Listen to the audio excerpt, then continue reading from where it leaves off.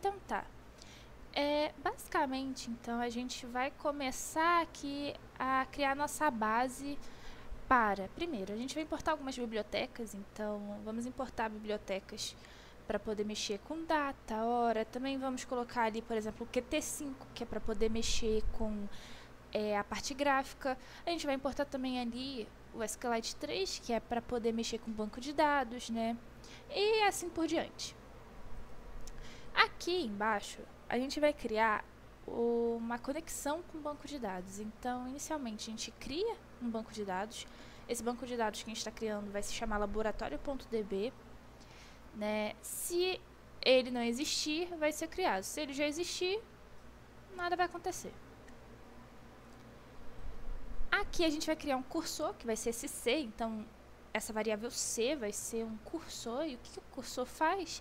Basicamente, ele permite que a gente execute ações no nosso banco de dados, né? Realize funções, ações no nosso banco de dados. Então, por exemplo, aqui a gente está querendo criar algumas tables, né? Algumas tabelas para poder ir armazenando informações. Então, a gente vai colocar .execute. A gente cria, então, aqui, ó, para criar uma tabela, caso ela não exista, né? Se ela já existir, não vai criar nada. Então, caso a tabela cientistas cadastrados não exista, ela vai ser criada. E aí, dentro dela, vai ter ali certos valores, certas colunas ali, com essas tais informações aqui. Então, vai ter a coluna do ID. Esse ID vai ser um inteiro, né? Os valores que forem armazenados nessa coluna vão ser números inteiros. Vão ser todos primary key. Então, essa coluna, basicamente, os dados não podem se repetir. Não pode, por exemplo, Maria e João não podem ter o mesmo ID. Então, porque isso permite que a gente identifique usuários, mesmo que, por exemplo, eles tenham o mesmo nome ou coisa do tipo. Então, primary key basicamente fala assim: esse ID aqui é individual. Só a Maria pode ter o ID 1. Só o João pode ter o ID 2. Não pode se repetir. Isso daqui, basicamente, vai estar criando um ID automaticamente. Então, sempre que um usuário for adicionado na nossa tabela, a gente não vai precisar, tipo, escrever o ID dele. Automaticamente, ali, vai ser criado um ID, né? Então, vai ser, por exemplo, já tem 1, 2 e 3 como ID, né? Já tem 3 usuários cadastrados. Então, o quarto a ser cadastrado vai ter o ID 4. Basicamente é isso. Depois, a gente vai ter ali uma coluna ali de usuários, então vai ser o nome dos usuários, vai ser no tipo de texto. Depois a gente vai ter uma coluna de senha, que também vai ser no tipo de texto. Depois a gente vai ter o nível, que é o nível ali, se é supervisor ou pesquisador, que vai ser inteiro, número inteiro. E aqui vai ser ali se é administrador ou não, que também vai ser inteiro. Aí aqui embaixo a gente vai criar uma segunda tabela, que vai ser ali para registrar a entrada e saída dos cientistas. Então, novamente, aqui o C execute vai estar executando então uma ação ali no banco de dados para criar essa tabela. Então, vamos criar uma tabela caso ela não exista, novamente, e essa tabela vai se chamar histórico. Nela vamos ter então o ID do usuário, vamos ter também o nome do usuário, que vai ser em formato de texto, no caso o ID vai ser inteiro, né? Aqui, a entrada e saída vai ser texto também, né? Porque vai estar ali o textinho, se é entrada ou saída, basicamente. Depois a gente vai ter data, também como texto, e depois horário, também como texto. Por fim, a última tabela que a gente vai criar no nosso banco de dados vai ser ali a dos experimentos, né? Então, o ID dos experimentos, o nome do experimento e o status dele, se está concluído ou em andamento. A gente, então, cria, caso não exista, uma tabela ali chamada experimentos. A gente vai colocar ali que ela vai ter um experimento ID, que vai ser uma primary key, então não pode se repetir, não pode ter um experimento, não pode ter o mesmo ID do outro. Esse ID vai ser inteiro, né? Vai ser número inteiro. E também vai ser ali criado automaticamente. Depois vai ter o nome do experimento, que vai ser texto. E então a gente vai ter ali o status, concluído o andamento, que também vai ser em texto. Basicamente, a parte inicial ali é isso. E aí, agora a gente já pode prosseguir com mais coisas. Bem, pessoal, basicamente, aqui então eu vou mostrar mais ou menos o nome de cada elemento que a gente vai ter aqui na nossa parte gráfica, né? Porque o nome desses elementos é que a gente vai usar para fazer ali, dar funcionalidade a eles com Python, né? Também ali ter a conexão com bancos de dados e coisas do tipo. Então, primeiro, quando você clica aqui no elemento, como eu já disse anteriormente, vai aparecer aqui o nome dele. Então, LineEdit é o nome desse primeiro elemento, né? Onde o usuário vai digitar o nome. Aqui, nesse segundo aqui, ao clicar, a gente pode ver LineEdit underline 2. Então, vai gravando, né? Quando você for criar a sua parte gráfica no Qt Designer, sempre esteja ali focado em entender qual é o nome dos seus elementos. Porque se você colocar o nome de um elemento errado e tentar dar uma funcionalidade a ele, não vai funcionar, né? Tu não vai ter o que tu precisa ali. Então, aqui, então, grave que esse daqui vai ser o LineEdit 2. Esse terceiro aqui, LineEdit 3, underline 3. Aqui, então, a gente vai ter um Radio Button, que vai ser apenas isso, né? Como pode ver aqui. E o segundo aqui, que é o do pesquisador, vai ser o Radio Button underline 2. Por fim, a gente vai ter, então, um Push Button e também vamos ter um Push Button underline 2, que vai ser ali para ir para a tela de login. Então, assim que você finalizar, né, de pegar e criar sua parte gráfica ali, com esses elementos, basta vir aqui, nesse botãozinho aqui, nesse elemento aqui, clica e vai salvar, né? Como pode ver, eu coloquei o mouse em cima e já está até ali falando para salvar. Vai salvar, armazena ali na pasta que você tá com o seu projeto e é isso. Então tá, o que acontece? A gente vai criar várias funções no decorrer do nosso código e basicamente a gente tem que fazer com que essas funções funcionem de alguma forma, certo? Então, por exemplo, aqui podem ver que tá aqui uma função, tipo a função cadastrar. Mas se eu não chamar ela de forma alguma, ela basicamente nem existe. Então, antes de explicar como a gente vai fazer essas funções, eu vou vir aqui e mostrar o seguinte. Aqui embaixo, essa parte desse aqui, essa linha de código é obrigatória colocar, tá? Para que assim tudo ali rode, da parte gráfica e coisa do tipo. Então, coloque isso daqui. A gente vai pegar e criar várias variáveis que vão armazenar os arquivos .ui que a gente criou no nosso Qt Designer, né? Quando você vai lá e cria uma tela, uma página no Qt Designer, tipo a de login, ela, assim que você salva na pasta do seu projeto, ela vai estar ali como um arquivo, sei lá, login underline tela.ui. Então, para que a gente possa mexer com essa tela e com os elementos que tem dentro dela, a gente basicamente armazena ela dentro de uma variável e sempre que a gente quiser mexer com alguma coisa dessa tela, a gente chama essa variável e tipo, vai colocar funcionalidades nela ali, né? Coisas nela para poder modificar o que tem nela.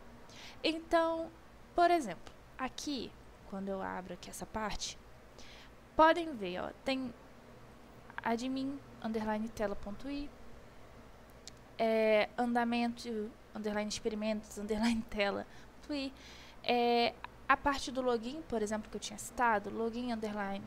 Isso tudo aqui, todos esses textos aqui não são importantes, não vai ter que mexer em nada, mas isso daqui é basicamente tudo que a gente tem ali para poder formar aquela parte bonitinha que a gente criou no Qt Designer, né? Então tem que ter no nosso projeto aqui.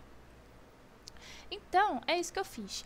Basta você pegar todas as telas que você criou.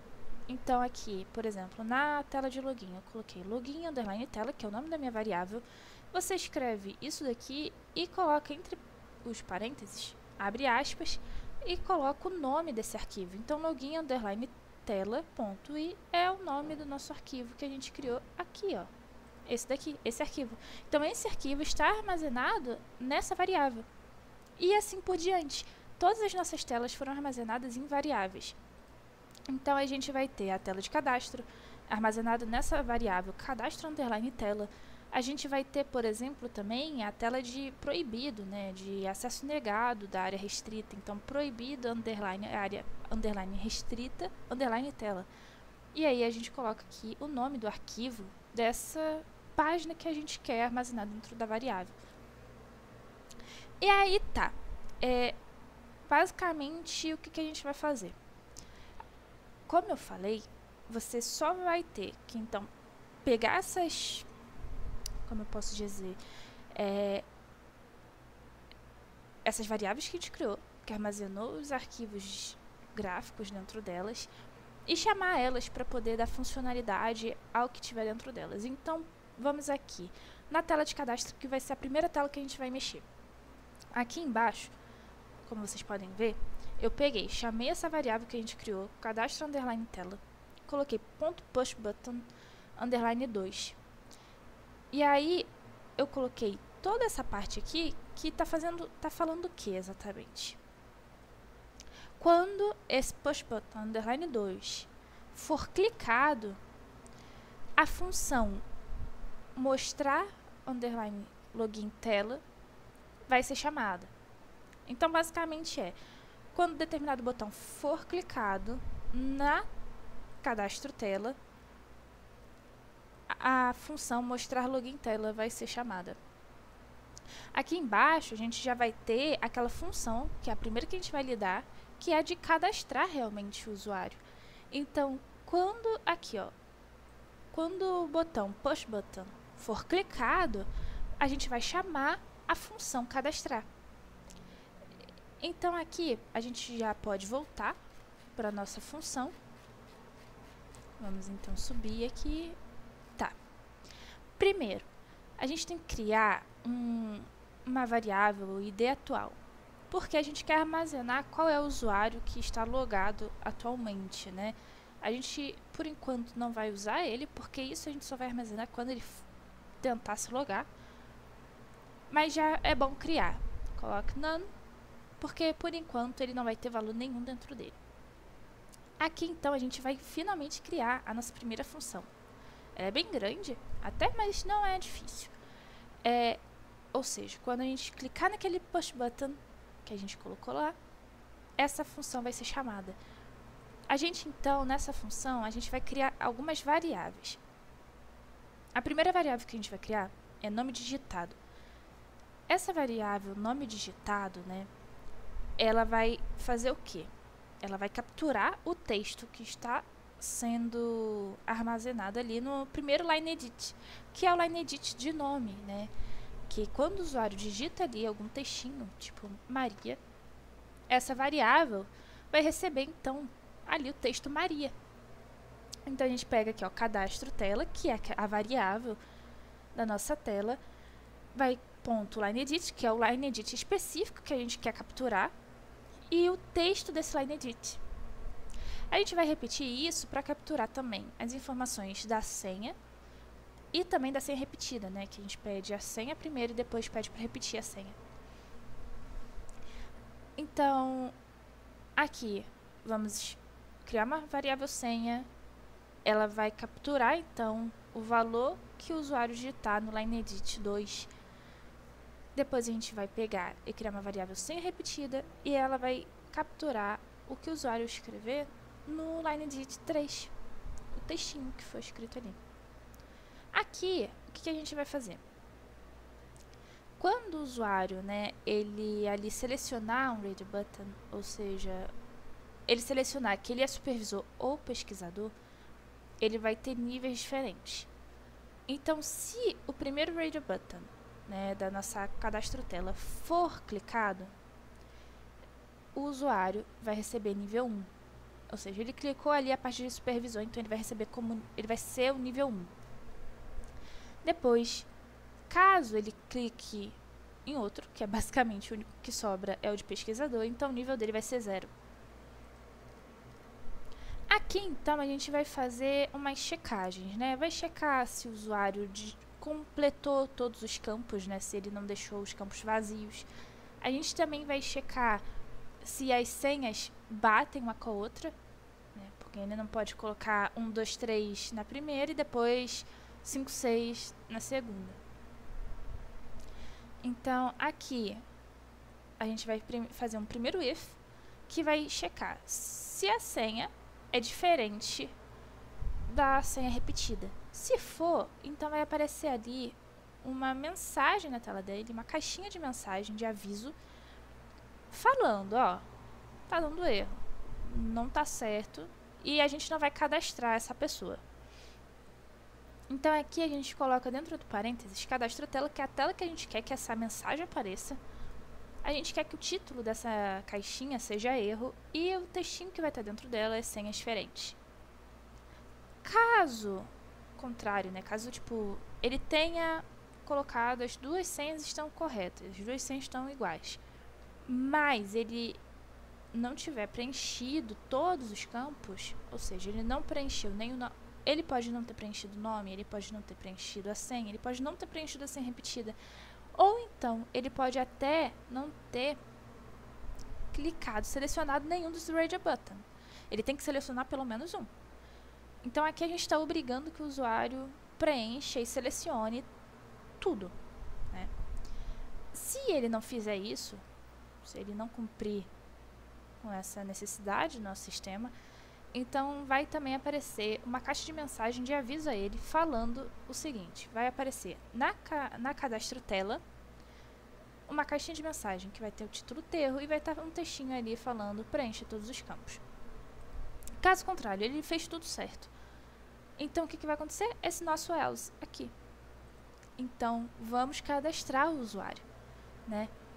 A gente então vai pegar e colocar essas linhas de código aqui, que basicamente é para criar ali uma senha segura, baseado no que ele escreveu. A gente vai criar uma senha mais segura para poder armazenar no banco de dados, né? Para deixar de forma segura armazenado e não ser possível para qualquer pessoa que for acessar aquele sistema, conseguir entrar ali no banco de dados, ver a senha do usuário, que aí é bem arriscado, né? Deixar dessa forma. Então, basta você pegar, copiar e colar dessa forma essa parte da senha. E aí, o que a gente vai fazer aqui?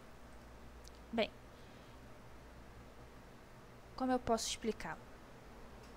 A gente vai pegar e tentar capturar ali o primeiro usuário que foi cadastrado, né?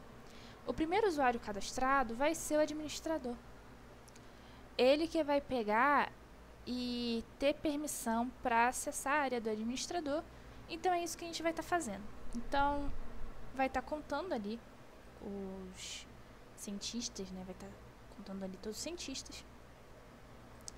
Aqui, esse fetch1, ele basicamente devolve uma tupla. E se você não coloca esse 0 aqui entre colchetes, basicamente vai dar um erro ali, porque a tupla é tipo, vai devolver ali um valor e vírgula. Então tem que colocar isso. E aí a gente vai estar checando o quê? Se nessa contagem, né, a contagem de total de usuários for 0, ou seja, não tem nenhum usuário cadastrado, ele vai checar quantos usuários tem. Se não tiver nenhum cadastrado, então for 0, né, esse total de usuários cadastrados, então o administrador vai ser 1. Caso contrário, caso já tenha algum usuário cadastrado, administrador vai ser 0.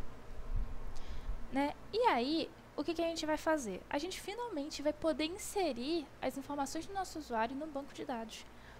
A gente então vai colocar c.execute e a gente vai colocar aqui, ó, inserir na tabela de cientistas cadastrados determinados valores, que vão ser o nome do usuário, a senha, o nível do usuário e ali se é administrador ou não, que é basicamente 1 ou 0. Os valores aqui até então são desconhecidos, então a gente coloca um ponto de interrogação, né? E aí a gente vai colocar aqui as variáveis que vai estar recebendo, porque essas variáveis, no decorrer do tempo, cada usuário vai colocar informações diferentes, então essas variáveis vão mudando com o tempo. Então, nome digitado, senha final, nível e admin. E a gente coloca isso daqui no final para poder realmente salvar ali no banco de dados, poder, né, colocar para funcionar. Isso daqui vai estar capturando o ID do nosso usuário, do novo usuário, que foi, né, criado, e para ele vai aparecer aquela telinha, aquela caixinha de mensagem com uma informação que vai ser qual é o ID dele, que esse ID que vai permitir que ele acesse o nosso login. Então, vai aparecer ali na cadastro tela e vai ser um título de cadastro realizado, e aqui vai aparecer basicamente seu ID e o ID dele, né, que até então a gente também desconhece. Tudo isso daqui no final é basicamente para limpar toda a tela. Então, Line Edit vai ficar vazio, né, o Read Button vai deixar ele ficar selecionado, porque aí o novo usuário vai poder pegar e preencher com as informações novas dele. Basicamente, seria essas informações que você precisa saber para poder fazer ali, então, a primeira funcionalidade, que é da nossa tela de cadastro.